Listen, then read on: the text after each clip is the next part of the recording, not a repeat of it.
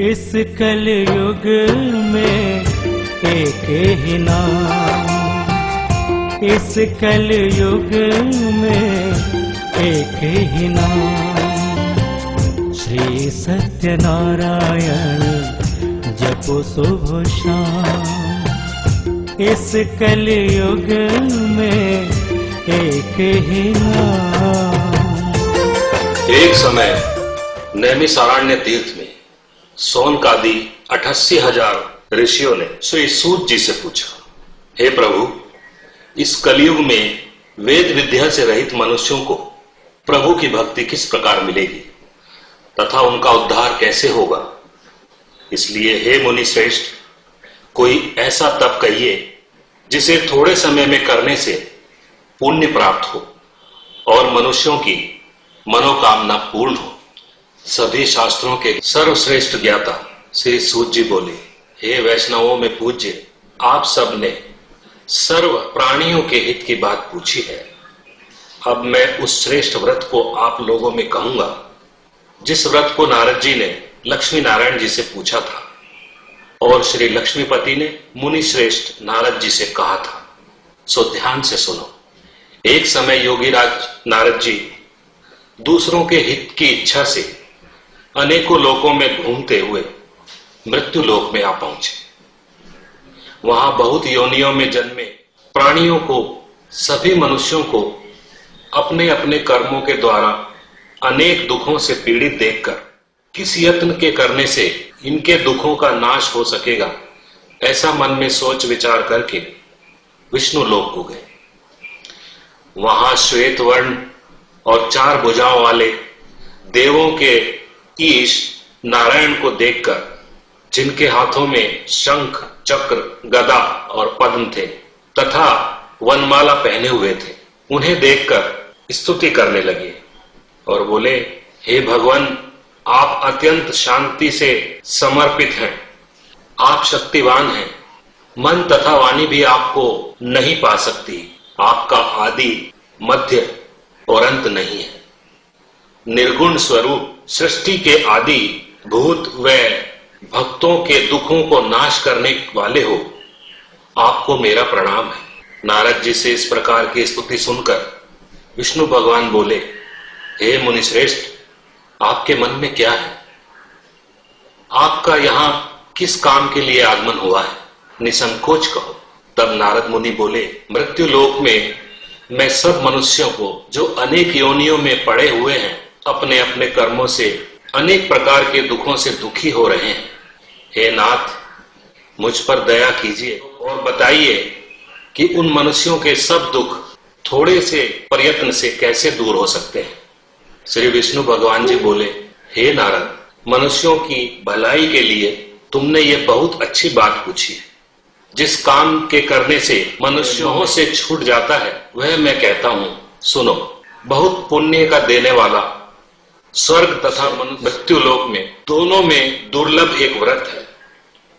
आज मैं प्रेमवश होकर तुमसे कहता हूं, श्री सत्यनारायण जी का व्रत अच्छी तरह विधान पूर्वक करके मनुष्य तुरंत ही यहां सुख भोग कर मरने पर मोक्ष को प्राप्त होता है। श्री विष्णु भगवान के वचन सुनकर नारद जी ने पूछा कि उस व्रत का क्या फल है, क्या विधान है और किसने ये व्रत किया है और किस दिन ये व्रत करना चाहिए, कृपा करके विस्तार से बताइए। श्री विष्णु भगवान बोले, दुख, शोक आदि को दूर करने वाला, धन धान्य को बढ़ाने वाला, सौभाग्य तथा संतान को देने वाला, सब स्थानों पर विजय प्राप्त करने वाला श्री सत्यनारायण स्वामी का व्रत है। भक्ति और श्रद्धा के साथ किसी भी दिन मनुष्य श्री सत्यनारायण जी की शाम के समय ब्राह्मणों और बंधुओं के साथ धर्म परायण होकर पूजा करके भक्ति भाव से सवाया प्रसाद दे। गेहूं के अभाव में साठी का चूर्ण, शक्कर तथा गुड़ ले और सब भक्षण योग्य पदार्थ जमा करके सवाए अर्पण कर दे तथा बंधुओं सहित भक्ति के साथ स्वयं भोजन करे। नृत्य आदि का आचरण करके श्री सत्यनारायण भगवान का स्मरण करें और पूरा समय भक्ति में व्यतीत करें। इस तरह का व्रत करने पर मनुष्यों की इच्छा निश्चय ही पूरी होती है। विशेषकर कलिकाल में भूमि पर यह मोक्ष का सरल उपाय है। इस कलयुग में एक ही नाम, इस कलयुग में एक ही नाम, श्री सत्यनारायण जपो सुबह शाम। सूत जी बोले, इस कलयुग हे ऋषियों, जिसने पहले समय में इस व्रत को किया उसका इतिहास कहता हूं, ध्यान से सुनो। सुंदर काशीपुरी नगरी में एक अति निर्धन ब्राह्मण रहता था। वो भूख और प्यास से बेचैन हुआ नित्य ही पृथ्वी पर घूमा करता था। ब्राह्मणों को प्रेम करने वाले भगवान ने ब्राह्मण को दुखी देखकर बूढ़े ब्राह्मण का रूप धर उसके पास जाकर आदर के साथ पूछा, हे विप्र, तू नित्य दुखी हुआ पृथ्वी पर क्यों घूमता है? हे श्रेष्ठ ब्राह्मण, ये सब मुझसे कहो, मैं सुनना चाहता हूं। ब्राह्मण बोला, मैं निर्धन ब्राह्मण हूं, भिक्षा के लिए पृथ्वी पर फिरता हूं। हे भगवान, यदि ऐसा उपाय जानते हो तो कृपा करके बताओ। वृद्ध ब्राह्मण बोले कि सत्यनारायण भगवान मनोवांछित फल को देने वाले हैं, इसलिए हे ब्राह्मण, तू उनका व्रत कर, जिसके करने से मनुष्यों का सब दुख दूर हो जाता है और वो मोक्ष को प्राप्त होता है। ब्राह्मण को व्रत का विधान बताकर बूढ़े ब्राह्मण का रूप धारण करने वाले सत्यनारायण भगवान अंतर ध्यान हो गए। जिस व्रत को वृद्ध ब्राह्मण ने बताया है, मैं उसको करूंगा, यह निश्चय करने पर उसे रात में नींद नहीं आई। वो सवेरे उठा, श्री सत्यनारायण जी का व्रत का निश्चय कर भिक्षा के लिए निकल पड़ा। उस दिन उस ब्राह्मण को भिक्षा में बहुत सा धन मिला, जिससे बंधु बांधवों के साथ उसने श्री सत्यनारायण का व्रत किया। इसके करने से वह ब्राह्मण दुखों से छूटकर अनेक प्रकार की संपत्तियों से युक्त हुआ। उस समय से वह ब्राह्मण हर मास व्रत करने लगा। इस तरह सत्यनारायण भगवान के इस व्रत को जो करेगा वो सब पापों से छूटकर मोक्ष को प्राप्त होगा। आगे जो पृथ्वी पर सत्यनारायण व्रत करेगा वो मनुष्य सब दुखों से छूट जाएगा। इस तरह नारद जी से श्री सत्यनारायण का कहा हुआ ये व्रत तुमसे मैंने कहा। हे विप्रों, मैं अब और क्या कहूं? ऋषि बोले, हे मुनीश्वरों, संसार में इस ब्राह्मण से सुनकर किस किस ने इस व्रत को किया, हम वो सब सुनना चाहते हैं।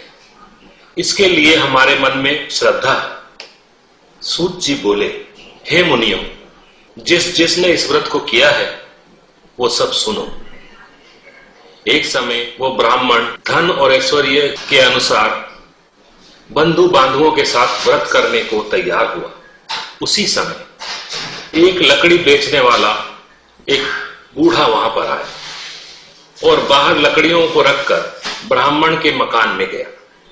प्यास से दुखी लकड़हारे ने ब्राह्मण को व्रत करते देखकर नमस्कार किया और पूछा कि आप ये क्या कर रहे हैं और इसके करने से क्या फल मिलता है, कृपा करके मुझे बताइए। ब्राह्मण ने कहा, सब मनोकामनाओं को पूर्ण करने वाले ये सत्यनारायण का व्रत है, इसी की कृपा से मेरे यहां धन धान्य आदि की वृद्धि हुई है। ब्राह्मण से इस व्रत के बारे में जानकर लकड़हारा बहुत प्रसन्न हुआ। चरणामृत लेकर और प्रसाद खाने के बाद अपने घर को गया। लकड़हारे ने मन में इस प्रकार का संकल्प किया कि आज गांव में लकड़ी बेचने से जो धन मुझे मिलेगा उसी से श्री सत्यनारायण भगवान का उत्तम व्रत करूंगा। ये मन में विचार कर बूढ़ा लकड़हारा लकड़ियों को सर पर रखकर सुंदर नगर में गया और उस रोज वहां पर उसे उन लकड़ियों का दाम पहले दिनों से चौगुना मिला। तब बूढ़ा लकड़हारा पैसे लेकर और अति प्रसन्न होकर पक्के केले की फली, शक्कर, घी और दही, गेहूं का चूर्ण इत्यादि सारी सामग्रियों को लेकर अपने घर गया। फिर उसने अपने सब भाइयों को बुलाकर विधि के साथ भगवान श्री सत्यनारायण भगवान का पूजन और व्रत किया। उस व्रत को करने के प्रभाव से बूढ़ा लकड़हारा धन धान्य से प्राप्त हुआ और संसार के सुख भोग कर बैकुंठ को चला गया। इस कलयुग में एक ही नाम, इस कलयुग में एक ही नाम, श्री सत्यनारायण जपो सुबह शाम। इस कलयुग में सूत जी बोले, हे श्रेष्ठ मुनियों, अब आगे की कथा कहता हूं, सुनो। पहले समय में उल्कामुख नाम का एक राजा था। वो सत्यव्रत और जितेंद्रिय था। प्रतिदिन देव स्थानों में जाकर पूजा करता, गरीबों को दान देकर उनके कष्ट दूर करता था। उसकी पत्नी कमल के समान मुख वाली और सती साध्वी थी। भद्रशिला नदी के तट पर उन दोनों ने सत्यनारायण भगवान का व्रत किया। उसी समय में वहां एक साधु वैश्य आया। उसके पास व्यापार के लिए बहुत सा धन था। नाव को किनारे पर ठहराकर राजा के पास गया और राजा को व्रत करते देखकर विनय के साथ पूछने लगा, हे राजन, भक्ति युक्त चित्त बनाकर ये आप क्या कर रहे हैं? मेरी भी सुनने की इच्छा है, ये आप मुझे बताइए। राजा बोले, हे साधु, मैं अपने बंधुओं के साथ पुत्र आदि की प्राप्ति के लिए महाशक्तिवान सत्यनारायण भगवान का व्रत और पूजन कर रहा हूं। राजा के वचन सुनकर साधु आदर के साथ बोला, हे राजन, मुझको इसका विधान बताइए। मैं भी आपके कथानुसार इस व्रत को करूंगा। मेरी भी कोई संतान नहीं है और इसके करने से निश्चय होगी। राजा से सब विधान सुनकर साधु व्यापार से निवृत्त होकर आनंद के साथ अपने घर गया। साधु ने अपनी पत्नी को संतान देने वाले इस व्रत का समाचार सुनाया और कहा, जब मेरी संतान होगी तब मैं इस व्रत को करूंगा। साधु ने ऐसा वचन अपनी स्त्री लीलावती को कहे। कुछ समय बाद लीलावती गर्भवती हुई तथा 10वें महीने में उसको एक सुंदर कन्या का जन्म हुआ, जिसका नाम कलावती रखा गया। तब लीलावती ने मीठे शब्दों में अपने पति से कहा कि आपने जो संकल्प किया हुआ था कि भगवान सत्यनारायण का व्रत करोगे, अब आप उसे करिए। साधु बोले, हे प्रिय, इसके विवाह पर करूंगा। देकर अपनी पत्नी को आश्वासन देकर वो नगर को चला गया। कलावती वृद्धि को प्राप्त हो गई। साधु ने जब नगर में सखियों के साथ अपनी पुत्री को देखा तो तुरंत ही दूत को बुलाकर उसे कहा कि पुत्री के लिए कोई सुयोग्य वर देख कर आओ।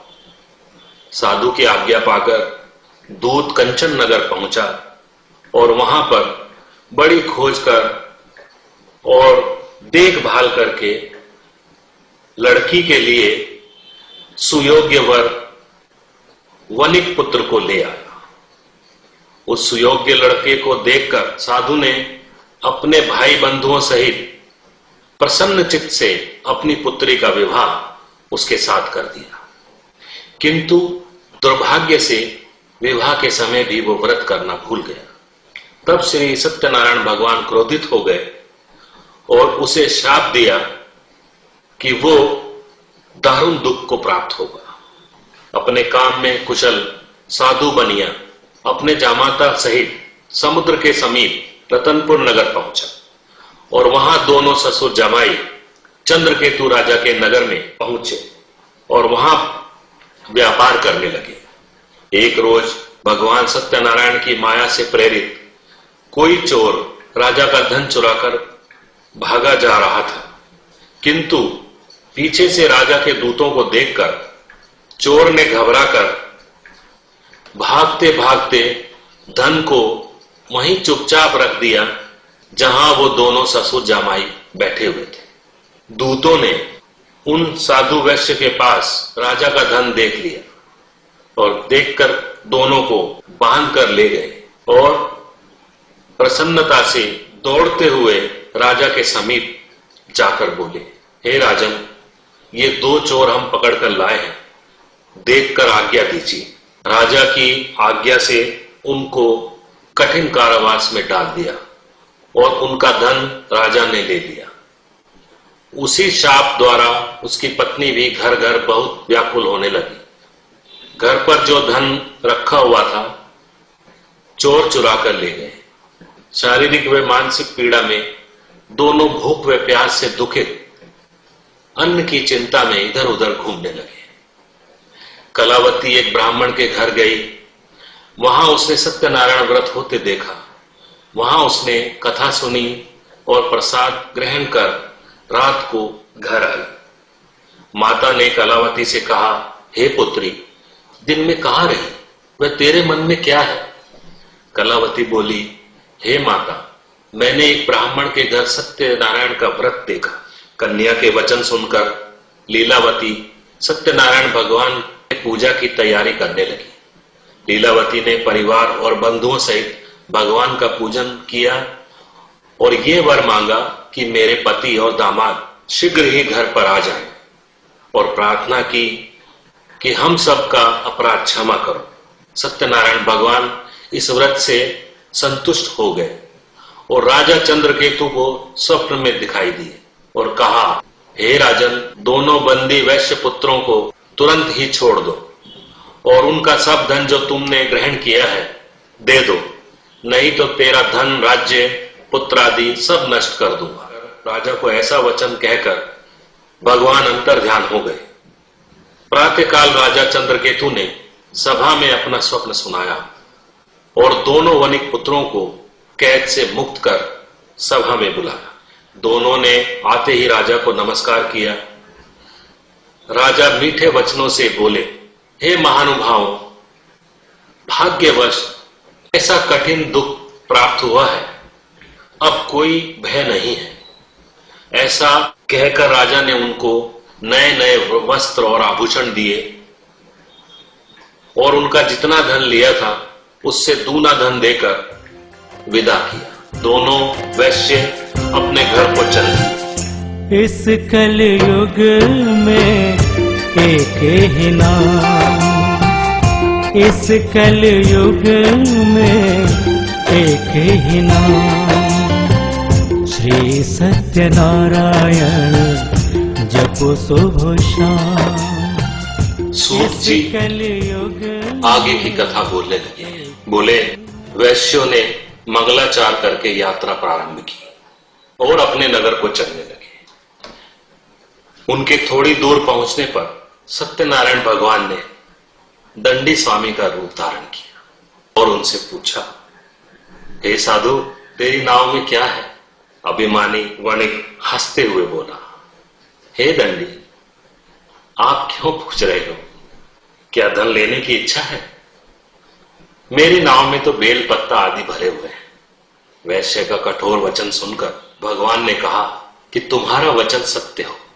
ऐसा कहकर दंडी वहां से चले गए और कुछ दूर जाकर समुद्र के किनारे बैठ गए। दंडी के जाने पर वैश्य ने नित्य क्रिया करने के बाद नाव को देखा जो पानी से ऊपर उठी हुई थी। साधु ये देखकर अचंभे में आ गया तथा नाव में बेल पत्र आदि देखकर वो मूर्छित होकर जमीन पर गिर पड़ा। तब उसका दामाद बोला कि आप शोक क्यों कर रहे हैं? ये दंडी का शाप है, आपको उनकी शरण में चलना चाहिए, तभी हमारी मनोकामना पूरी होगी।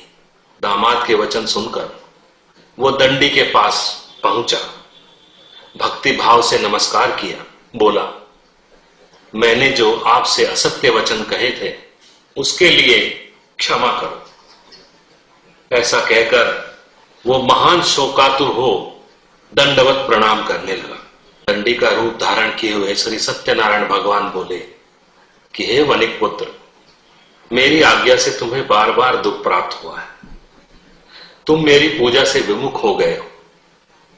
साधु बोला, हे भगवान, आपकी माया से मोहित ज्ञानी आपके रूप को नहीं समझते, तब मैं ज्ञानी कैसे समझ लूं? आप प्रसन्न होइए, मैं सामर्थ्य के अनुसार आपकी पूजा करूंगा।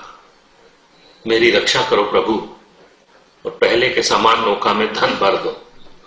उन दोनों के भक्ति युक्त वचन सुनकर भगवान प्रसन्न हो गए और उसकी इच्छा अनुसार व्रत देकर अंतर ध्यान हो गए।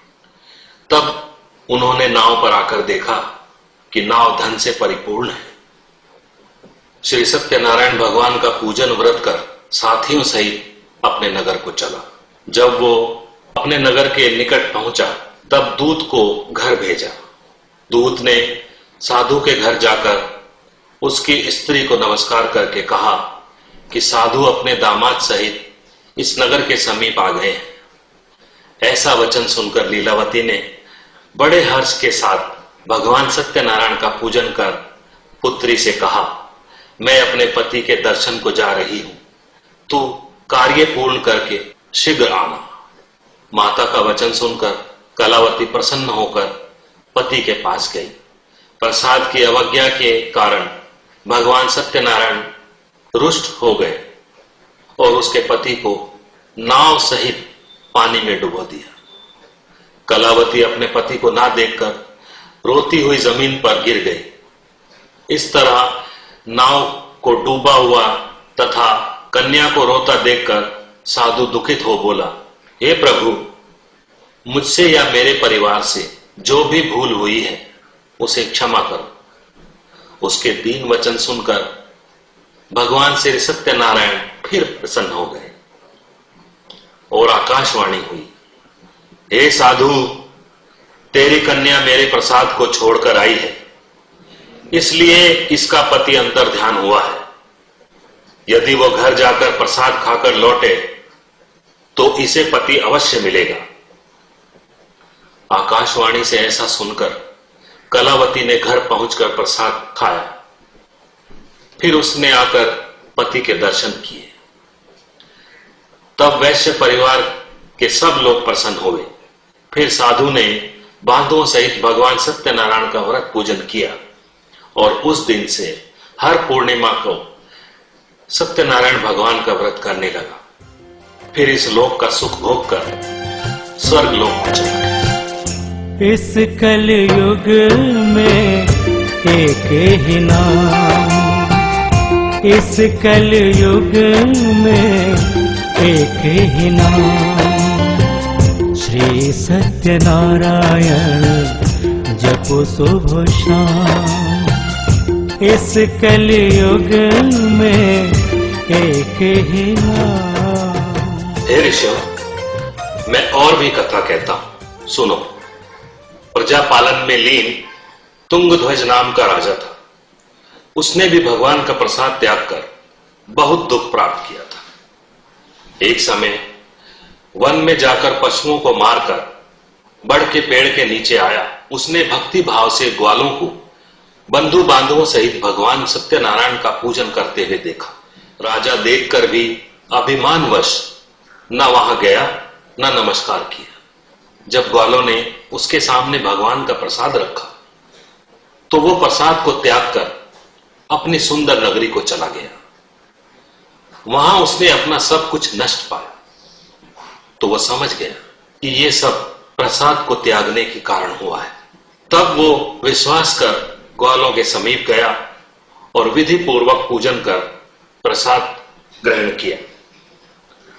भगवान सत्यनारायण की कृपा से सब जैसा था वैसा हो गया तथा इस लोक का सुख भोग कर मरने पर स्वर्ग लोक को गया। जो मनुष्य इस परम दुर्लभ व्रत को करेगा भगवान की कृपा से उसे धन धान्य की प्राप्ति होगी।